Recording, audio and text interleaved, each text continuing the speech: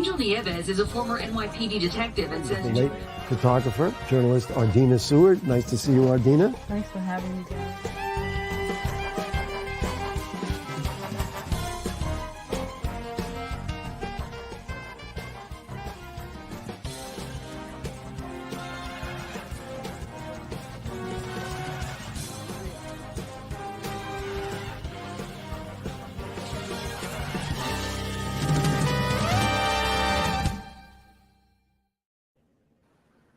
Welcome, everybody, from New York City, from a dry New York City for a change. I mean, the last episode we had, I think we were about to build, Angel and I were about to build an ark.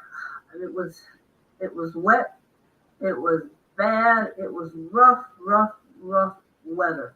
But speaking of rough, R-U-F-F, we're not talking about rough as in how difficult life is, but rough in terms of dog rescues. And our guest tonight is Frannie Laurita.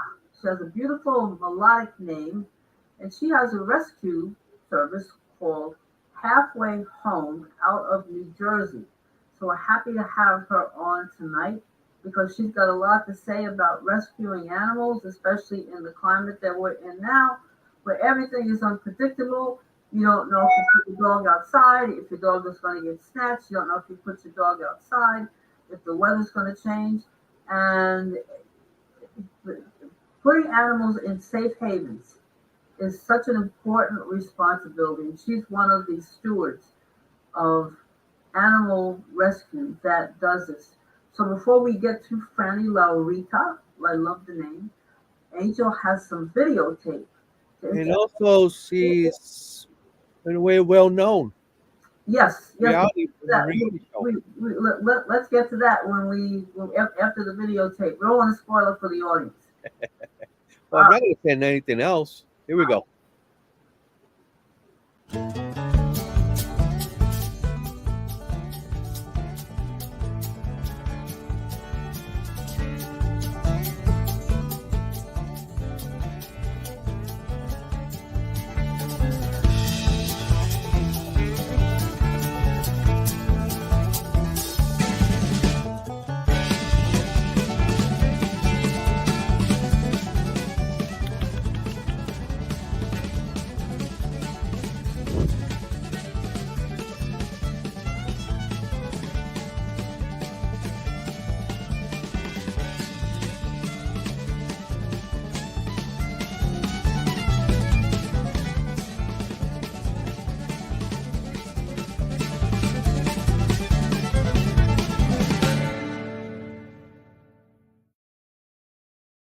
Wow, all those beautiful little doggies and a cat, kittens that you have rescued, and you've given a new opportunity for life for those beautiful animals. And speaking of beautiful Frannie Laurita, I just want to, I know that Angel and I have held out as to Frannie's other ID, besides being an animal rescuer. Frannie also had a stint as a TV celebrity. So, Frannie, tell us your other identity. Well, I like to think of myself as a rescuer first, but I happen to be, my family is well known for being on the Real Housewives of New Jersey. And I was able to be on a few times with the promise that I was able to always have an animal with me. Because I feel like if you have that platform, even for 10 minutes, even for 15 seconds, you should use it for good. So that was my deal, that if I was going to be on, I'd always have an animal. There would always be a message. And they let me do that. So it was fun. That's fantastic. I'm curious, were you able to get animals adopted as a result of your appearances on that show? Yes, actually to this day, because of, I have to say, I use it for good, so it's okay. Because of my family and their affiliation and the fact that they're well known, I think it gives you some credibility because a lot of people just come out of nowhere.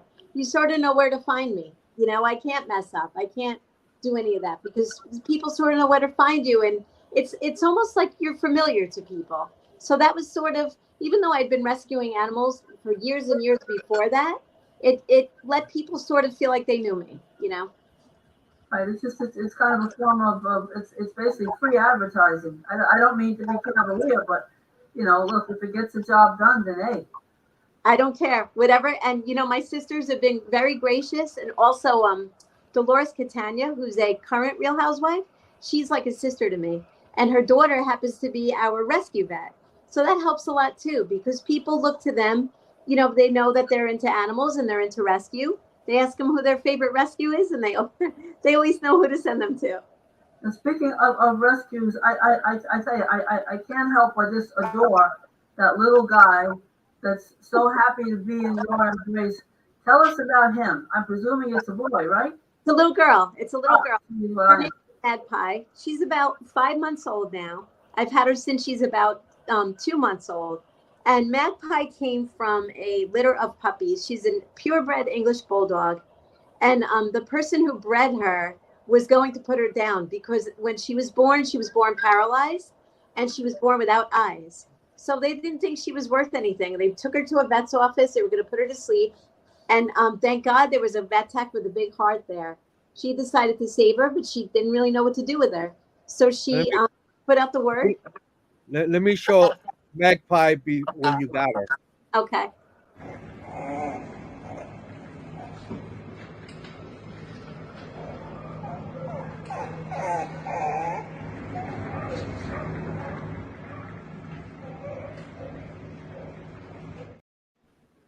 Is she able to walk at all now?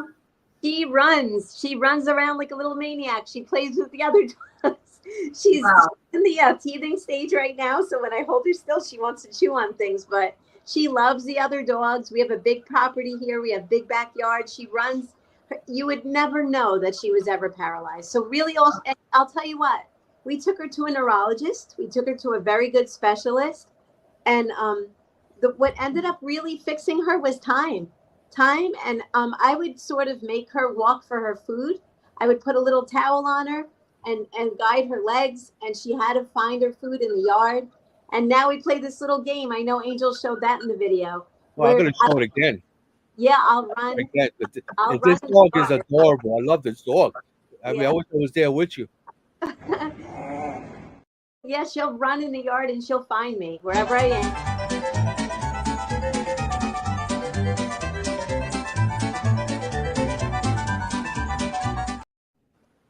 Incredible, right? Incredible. Beyond. It was time. Oh my God. No medicine, no therapy, nothing. And she'd be classified as a special needs dog, correct? She's a special needs dog because she's blind. Yeah. So But as far as her, let's say somebody was interested in adopting her, what challenges would they have? Would she need specialized care, or or would she need nothing? honestly, most bulldogs I think should be considered special needs dogs because they have skin issues, they have eye issues, they can have these leg issues. But we know she's had the issue with her legs before. I need someone who knows that she can't be overweight because her body has to be lean so her legs are strong. And if she were to become overweight and like sedentary, like someone who wouldn't exercise her and would baby her too much, I don't think that would be good for her. I think we have to keep her tough. We have to keep her playing and we have to keep her active. And I'm looking for a home that if worst case scenario, if something like that ever should happen to her again, they'd be okay with that too. A lot of the dogs we adopt out are special needs. I have 2 paralyzed dogs and 2 paralyzed cats of my own. They have wheels and they're happy and they run around.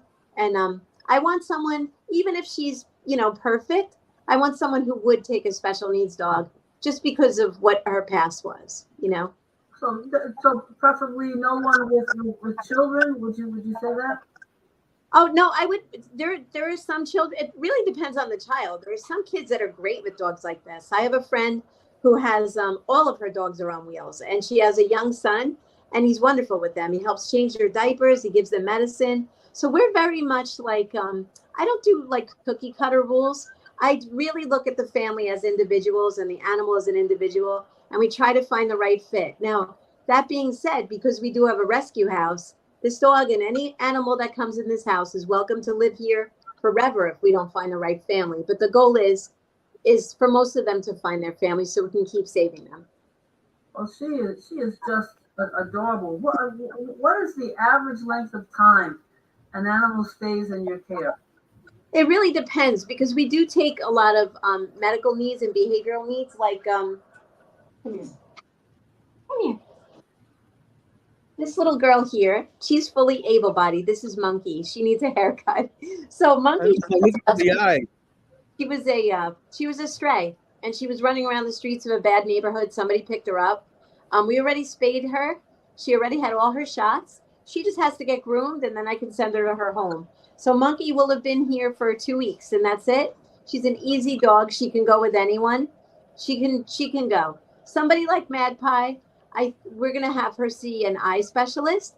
After the eye specialist, I'll pick a family because then I'll know that I could start to have them come visit her, or she could visit them to know that they're a good match. We really take our time. I think that's something that's missing now because, you know, a lot of times in shelters, animals they're on borrowed time. You know, it's in, one out. Well, the reason why we decided to have a rescue house and call it a halfway home was just that. This is teaching them how to live in a house. They know how to live with cats. The dogs here live with pigs. They live with chickens. So I can make a perfect match and know, like, you know, this dog will chew a couch. This dog barks when they hear a man's voice. You know, I really know how to place them. So the able-bodied ones go pretty quickly. The special needs ones, I would say we've had some dogs and cats for a year. A lot of them, I would say the special needs ones, more like 6 months or so. No, I'm just curious with Magpie, right? Yeah. With Magpie, is it possible that she, with surgery, would be able to see? No, because her eyes are actually, one of them is sort of like a raisin. It's sort of way in the back of her head. So it'll never be close enough to the front of her head for her to see. The other one, so that it's not really an eye. It's like what used to be an eye, I guess. When she was developing, it just stopped. The other eye is there. It's actually there. We thought she had no eye there, but we found a little globe there, and it's close to the front of her head, but her eyelashes turn inside of it and poke inside her eye. So we're doing a surgery to relieve that with the eyelashes, hoping that she can have a tiny bit of vision and maybe see some shadows or something with that. Wow. Imagine if that dog could even be partially sighted. Oh, that would I'm sorry. incredible. Well, that's an even greater incentive. Of course, it would be somebody, whoever would have to be somebody of means because it requires that kind of surgery is very, very expensive. But, well, actually, yeah, the rescue pays for that surgery. We run on donations. We do all the surgeries ourselves. I will not let her go to a home until that surgery is done because I need to. So the rescue, now that's an even greater incentive because, folks, we're talking about a special needs dog that a deserving person could adopt. But the surgery, the medical expenses are paid by this group, by Frannie's group, and it isn't something that the adopter would have to receive. I mean, that's a pretty good deal, right there. It is, and people think, oh, rescue dogs are used, or they have problems, or they're beautiful animals that were most of the time failed by humans. And what we like to do is we like to set them up for the best end of the story possible, that best life possible. Oh, sorry. No, it's all right. You're getting your point across. Nothing is perfect, so. It's the puppies. So I figured this way. While she's in, here she comes. She wants to see it again. While she's in my hands, while she's in our care, she's going to get absolutely everything she needs. So there's never a wonder if she's going to get that or not. I can't trust that I put her, even if we do She's adjusting so well. I mean, she's such a loving dog. She thinks I'm her mommy dog. That's for sure. She's been with me since she's a tiny baby, and she she'll stick her face by my face and fall asleep, and she'll let me cuddle her like a baby. And I bring her so many places with me because I want people to see her and know that, special needs dogs are, I think they're even better. I mean, I think they're more special. I think they're better than just your average perfect dog. I mean, look at this dog and what she's overcome, and everybody falls in love with her. How old is she? She's about 5 months old now. And how big will she get? She's a tiny bulldog. I don't think she'll get to be a full-size bulldog size, but I'm going to guess between, like, she's little, I'm going to say between maybe 30 pounds, 30 and 40 pounds. So it's not small, but it's a dog with some heft. Yeah, and she's responding to your voices right now. She has such her other senses are so heightened. It's like she has superpowers. So what drove you? Not what drove you. What led you to this type of rescues? And we've had rescuers on the show before, and they're rescuers, but you are specializing in basically hard to place animals. Yes. It's a challenge. A lot of people would have said, leave it to somebody else. It's too much work. I don't think I can do it. What was it that made you want to do this? I always loved animals. I was always very shy as a kid and as an adult. But with animals, I can talk and I can be in front of a camera. I can be in front of hundreds of people at an event. And, there's so many rescues in the world, and there are a lot of them doing good work. But still, even with those doing good work, I worked in shelters, I worked in animal hospitals, and I saw a need for the rescue of animals that sort of were thought to be less adoptable, but I found them more adoptable. I was drawn to them. They were drawn to me. I think I have a gift with them. And, I think I'm more of a listener than a talker. And those animals they spoke to me. They were special. And animals of all kinds. I mean, our pig is special needs. He came to us unable to use his hind legs, and now he runs around like a little monkey all over the place. We have special needs turkeys and chickens here. And I just think that, I don't know, I just felt that there was definitely a need for it. And there was definitely a need for, especially we started with the senior dogs in the hospice. We do a lot of that too. And working in a shelter and watching a senior dog or a blind dog come in, it was even more sad, more horrific for them. And my heart just went out to them. And I see them as the strongest, most beautiful kind of animals, and I totally identify with them. And we adopt these animals out. I mean, we do provide sanctuary here for the animals who don't get adopted, but every single paralyzed dog we have ever had come through the rescue has been adopted. Wow. Yeah. Our first adoption was an 18-year-old dog who was blind and deaf. So that sort of set the tone. Wow. What happens? I mean, it's intriguing. You have a turkey that's disabled. You have a pig that's disabled. How long have you had each one? And do you anticipate them growing old with you, or do you have you had injuries? Those types of animals, pigs and turkeys, they're very exploited in this world. They're, I'm someone who's vegan, and I live my life 100% cruelty free. Sadly, you can't trust too many people with a turkey, so those kind of animals tend to stay here. So we don't take a whole lot of them. We take a few at a time. We have very comfortable, predator-proof, insulated, weatherproof homes for them. They get a lot of hands-on treatment. We take a few at a time, and they stay here. So my pig Wallace, he's no longer special needs. He came here dragging his back legs. He was so overweight that he was what's called mechanically blind. So he was so fat that his eyes were closed. So he lost weight. We worked on his legs. We got him some treatment for arthritis. And now he's no longer special needs. Wow. That's the one we had eating the apple, right? That's right. That's right. Wallace gets an afternoon. He gets breakfast. He gets dinner. And they all get an afternoon snack, especially in the winter. It's like a wellness check. We go out and we make sure everybody's good in the heat. They all have cold water, and everybody gets watermelon. And he loves apples and watermelon. And I feed that pig better than I feed myself a lot of the time. How large is your facility? What's that? How large is your facility? Because it sounds like something that. It's a house. It's a house. It's a home. So it's a pretty small house. Actually, it's an average size house.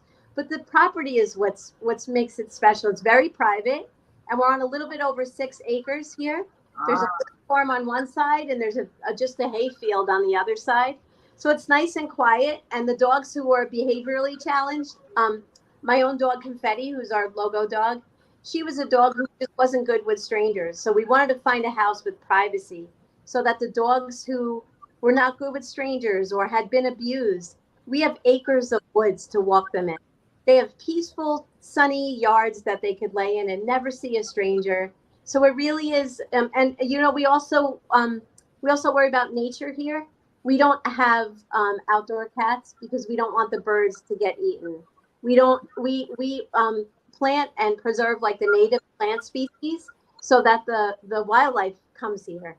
So it's just like a nice, peaceful, love-filled place, and these special animals find their home here. And however long they have to stay, they stay. But the crazy thing is, most of them get better. And I honestly think what it really is, I don't think it's me. I don't think it's, there's a lot of people who help us. We have wonderful doctors, but I really think what it is time and understanding. I think that heals so much more than we give credit for. How many animals do you have altogether? How many altogether?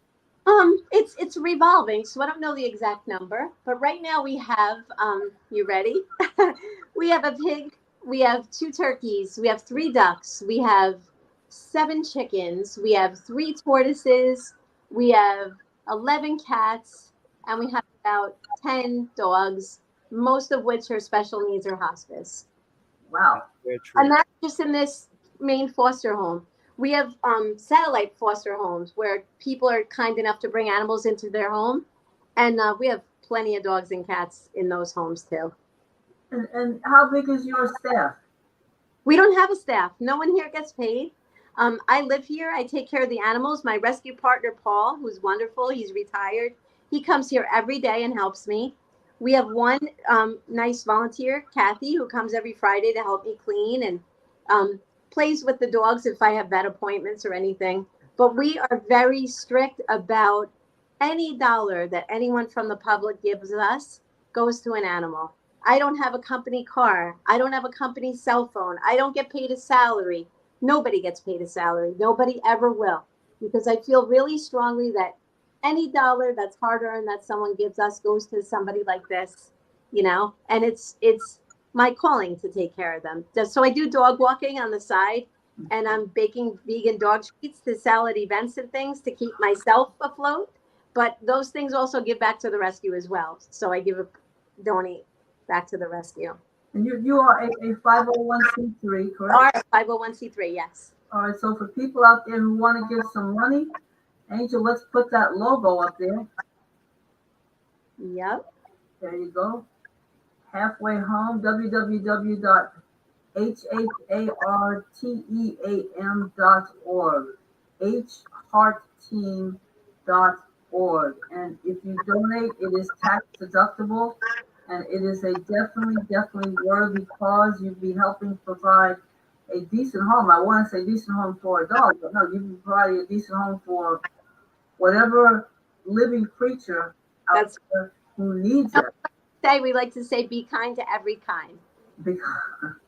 Well, let me ask you one thing. Do you write books? I would love, writing is my passion. If you read any of our social media, that's my passion, is writing. I love to tell the story, I like to tell true stories of animals. I have so many stories to tell. I think one of these days I would love to write a book. Well, I have something here. I don't know if something about a pineapple. Oh, yeah. So pineapple, you're going to make me cry now. So last year, Pineapple is the oldest dog I've ever had. Pineapple was a Chihuahua that was found in the streets of Patterson. She was, you ready for this? In her prime, when she was chunky, 2.9 pounds was the heaviest she ever was. So she was this tiny little thing. And she was found in the streets of Patterson. Again, she was another one who couldn't use her legs at the time. Then she got stronger and she was able to.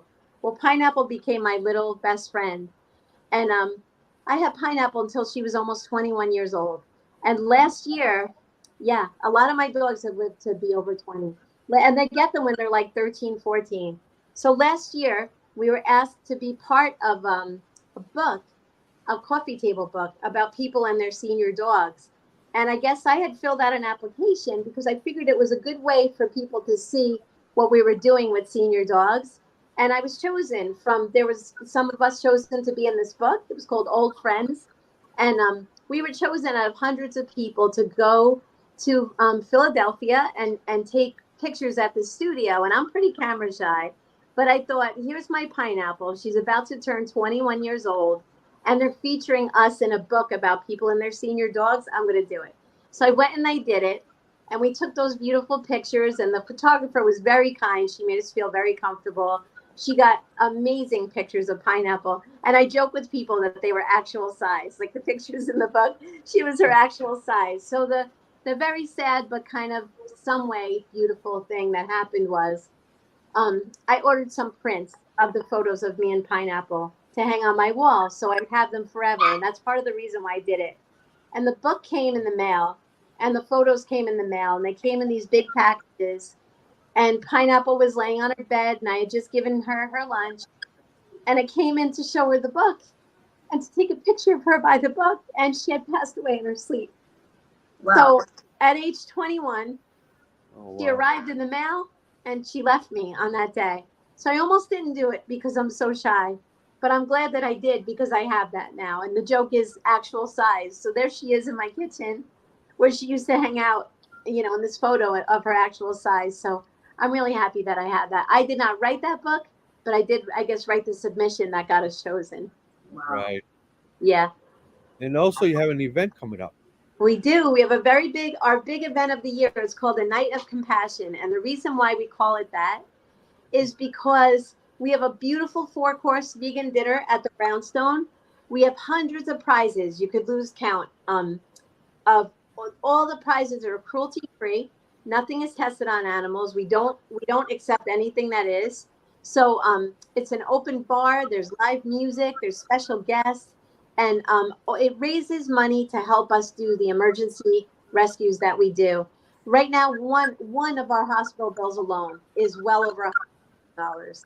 So this is our event this year. We've never been behind on our bills before, but the amount of emergency rescues this year is one after another after another.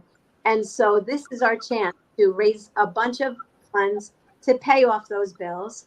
And just so you know, by the way, this house that we use for the rescue house was donated to us. So we did not use donations for this house. We're very lucky. We got a beautiful fence put in for Wallace the pig this year, donated. Another fence, donated. Chicken coop, work on the chicken coop, donated. We have a catio being put on the back of the house so the cats can enjoy the fresh air without being outdoors, donated. Everything we do is either donated but with the things like the house and things like that, it's all from donors. So this is a good chance to get people in one room and show them what we do. Magpie will be there and show them what we do. We show videos of before and afters of our dogs. We have a lot of the doctors and technicians who have worked on them in the hospitals who will be there. So it's a celebration of what we've done since the past year and raising some funds to pay for the future rescues. And this is I saw the invitation, but it's the Brownstone. I take it that's in Manhattan. No, the Brownstone is actually in Paterson, New Jersey. In Paris. My sister Caroline, her husband Albert, and his family own the Brownstone. So when we came to them and said we wanted to do a vegan dinner, they'd never done that before, but they do a beautiful job. And it's like a wedding. I wish you guys can come. It's a beautiful night. You walk in, you think you're at the nicest wedding you've ever seen, but it's party for the animals. And what I like to do is we don't really tell people about the cruelty-free part. So I kind of get on the microphone at the end and I say, did everybody enjoy their dinner? Did everybody like those beautiful prizes you won? Well, guess what? For 4 hours of your life, you lived 100% cruelty-free. You had a great time. Nobody got hurt. And I hope that you'll feel good about yourself and make changes in your life to make a better world a better place for animals. Well, it's a good pitch for people to become vegetarians too. Yep. You know, people will say it's not for everybody, but it's still a good thing. It's a Yes, very good thing. Money for animals. I don't want to hurt any other animal while we're doing Me- it. So it's more honest to do it that Me, way. I'm not a vegan. Yeah. I'm not, I mean, I don't eat meat. Mm-hmm. I only eat fish. Uh-huh. So, you know. Well, you know what? Yeah. Yeah, I don't judge people, and there are some very good people who are not vegan or vegetarian. There are lots of them. I'm not, some people who are vegan or vegetarian could be people, they could be somewhat judgmental of people. I think I heard this once, and it made a lot of sense to me. Somebody said your passion for animals is like a fire, right? It burns in your soul.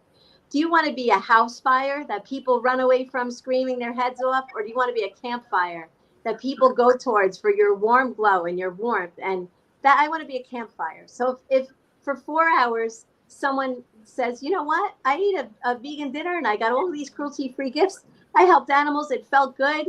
If that's all you do all year, you made me happy, Well, that's we're winding down on our show, but that's a beautiful, beautiful way to wind down with that analogy that you just gave.